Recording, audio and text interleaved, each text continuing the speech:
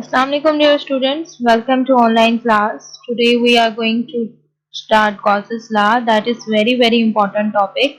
आने वाले lectures के लिए भी Gauss's law की समझ होना बहुत ज़्यादा ज़रूरी है. ये law जितना important है उतना ही ज़्यादा easy है.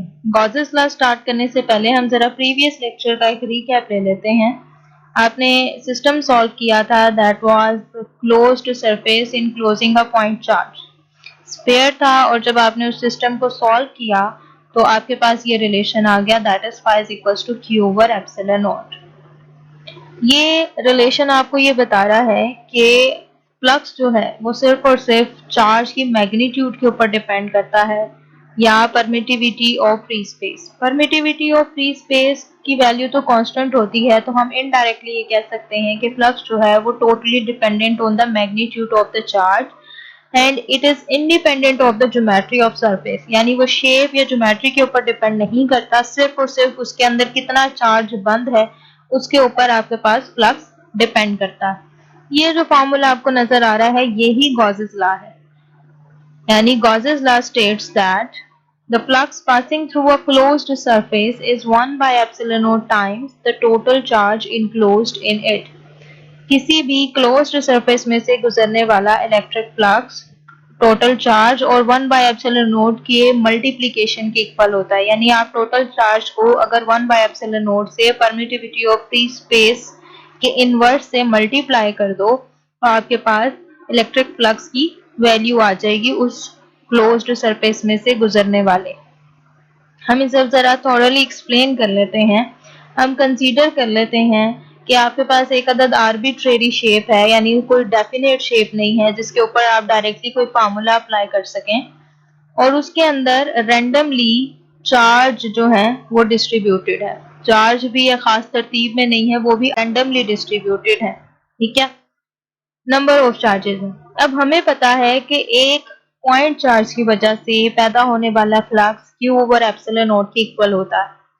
तो अगर नंबर ऑफ चार्जेस के लिए हमने कैलकुलेट करना है तो पहले हम 1 बाय 1 सबका कैलकुलेट करते हैं. पहले चार्ज के लिए फ्लक्स होगा phi 1 is equals to Q 1 over epsilon naught. Second charge के लिए होगा phi 2 is equals to Q 2 over epsilon naught. Similarly number of charges Q3, Q4 and up to so on for nth charge Q phi n is equals to होगा Qn over epsilon naught. यानी single point charge के लिए आपने flux calculate कर लिया by applying this formula. हर एक के ऊपर आपने pi is equals to Q over epsilon naught apply कर दिया, तो Q1 के लिए ये फ्लक्स आ गया, Q2 के लिए ये फ्लक्स आ गया, इसी तरीके से Q3, Q4 and up to Qn. Number of charges के लिए आपके पास अलग अलग फ्लक्स आ गया, लेकिन आपको तो क्लोज सरफेस में से टोटल फ्लक्स चाहिए. तो टोटल फ्लक्स के लिए आप सारे फ्लक्सेस को ऐड कर देंगे, फाई 1 से लेकर phi 2, phi 3 and up to phi n. इनकी अगर आप वैल्यूज पुट करें तो फाई 1 की वैल्यू आएगी Q1 over epsilon naught, Q2 over epsilon naught, Q3 over epsilon naught, Q4 over epsilon naught and up to Qn over epsilon naught. अब यहाँ पर परमिटिविटी और फ्री स्पेस वो तो कांस्टेंट है, तो मैं कॉमन निकाल लेती हूँ. 1 ओवर एप्सिलॉन नॉट कॉमन आ गया, अंदर जो चार्जेस बचे वो हैं Q1, Q2, Q3 and up to Qn. यानी अगर आप गौर करें तो ये टोटल चार्ज ना ही बन गया जो पूरी सरफेस के अंदर मौजूद था. Yes, this is the total charge enclosed in the surface. यानी अगर आप सारे चार्जेस की मैग्नीट्यूड को प्लस कर दें तो आपके पास फार्मूला ये बन जाएगा phi is equals to Q over epsilon not.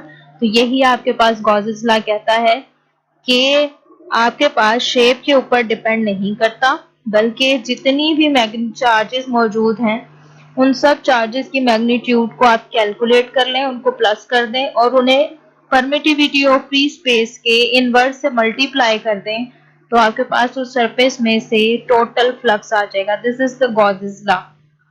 बहुत इजी है, बहुत सिंपल है, और यहाँ पर ये खत्म हो गया.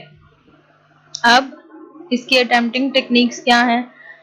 Define Gauss's law and explain. Long question में आ सकता है, 4 मार्क्स का लॉन्ग क्वेश्चन है तो ये आ सकता है, और शॉर्ट क्वेश्चन में सिर्फ डेफिनेशन आएगी तो आपने सिर्फ फॉर्मूला साथ लिखना है और डेफिनेशन लिखनी है.